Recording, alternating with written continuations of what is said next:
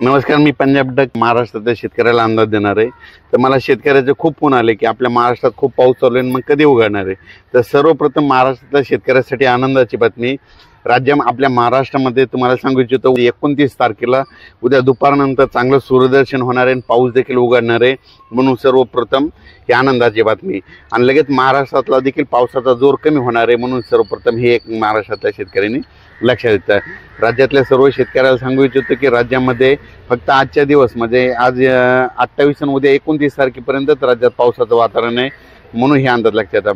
फक्त 28-29 ला फक्त उत्तर महाराष्ट्राकडे जरा जास्त पाऊस राहणार आहे। उत्तर महाराष्ट्राकडे म्हणजे मुंबई पुणे नाशिक इगतपुरी निफाड चाळीसगाव नंदुरबार धुळे जळगाव तिकडे मात्र उद्याच्या दिवस मात्र पाऊस राहणार आहे। पण पूर्व विदर्भ 6 जिल्हे, पश्चिम विदर्भ 5 जिल्हे, मराठवाडा, पश्चिम महाराष्ट्र या ठिकाणचा जोर मात्र उद्याच्याला ओसरणार आहे, म्हणून सर्वप्रथम ह्या 4 विभागातल्या शेतकऱ्यांनी हा अंदाज लक्षात घ्यायचा। त्याच्यानंतर राज्यामध्ये काय परिस्थिती राहणार, तर राज्यामध्ये तुम्हाला सांगू इच्छितो की 30 सप्टेंबर, 1 ऑक्टोबर, 2 ऑक्टोबर, 3 ऑक्टोबरच्या दरम्यान राज्यात चांगलं सूर्यदर्शन होणार आहे, हवामान कोरडं राहणार आहे, म्हणून हा राज्यातल्या सर्व शेतकऱ्यांनी अंदाज लक्षात द्यायचा। मग त्याच्यानंतर परत पाऊस येईल का, तर त्याच्यानंतर राज्यातल्या सर्व शेतकऱ्याला सांगू इच्छितो की ऑक्टोबरमध्ये शेतकऱ्याचे फोन आले की हे पाऊस संपल्याच्या नंतर परत पाऊस येणार आहे का, तर ऑक्टोबरमधला शेतकऱ्याला सांगू इच्छितो की 4 ऑक्टोबर, 5 ऑक्टोबर, 6 आणि 7च्या दरम्यान परत राज्यात एकदा पाऊस येणार आहे, म्हणून हे 4 ते 7 ऑक्टोबरचा अंदाज हे सर्व शेतकऱ्यांनी लक्षात द्यायचा। पण राज्यात मात्र आज 28 तारखेला मात्र राज्यात पुन्हा एकदा पूर्व विदर्भ, पश्चिम विदर्भ, दक्षिण महाराष्ट्र, उत्तर महाराष्ट्र, कोकणपट्टी, खानदेश, मराठवाडा सगळीकडेच आज दुपारनंतर मध्ये रात्रीच्याला पाऊस पडणार आहे। पण उद्याच्याला मात्र पावसाचा जोर कमी होणार आहे, उद्या सूर्यदर्शन होणार आहे, हा अंदाज महाराष्ट्रातल्या सर्व शेतकऱ्यांनी लक्षात द्यायचा। खास करून जास्त आता म्हणजे आजच्यानं मराठवाडा आणि पश्चिम महाराष्ट्रातल्या शेतकऱ्याला एवढं काही घाबरायची गरज नाही, कारण की आज जास्त पाऊस मुंबई पुणे उत्तर महाराष्ट्राकडे जास्त पडणार आहे।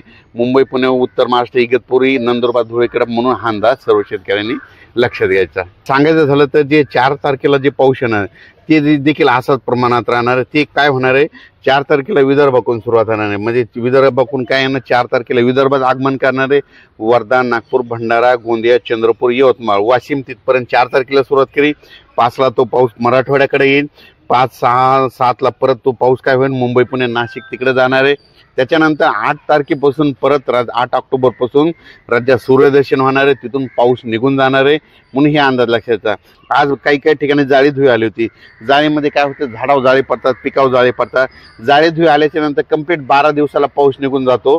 आणि या वयाने तुम्हाला सांगतो आज पूर्णा तालुक्यामध्ये बऱ्याच ठिकाणी काय झालं, म्हणजे आजपासून कंप्लीट 12 दिवसाला पाऊस निघून जाणार हे संकेत आजच महाराष्ट्रातल्या शेतकऱ्यांना त्यांनी दिले। तर हिमाचल प्रदेश आणि केदारनाथला म्हणजे बऱ्याच शेतकऱ्याचे मला फोन आले की आम्ही केदारनाथला जाणार। तर तुम्हाला सांगतो महाराष्ट्रात जर कोणी असेल तर केदारनाथला तुम्ही काय करायचं, 5, 6, 7च्या दरम्यान जाऊ नका, कारण की केदारनाथकडे हिमाचल प्रदेशकडं उत्तराखंडमध्ये काय होणार आहे, 5, 6, 7 मध्ये तिकडे ढगफुटी सदस्य पाऊस पडणार आहे, अतिमुसळधार पडणार, अतिवृष्टी होणार आहे, म्हणून तिकडे या 2-3 दिवस जाण्याचे टाळावे।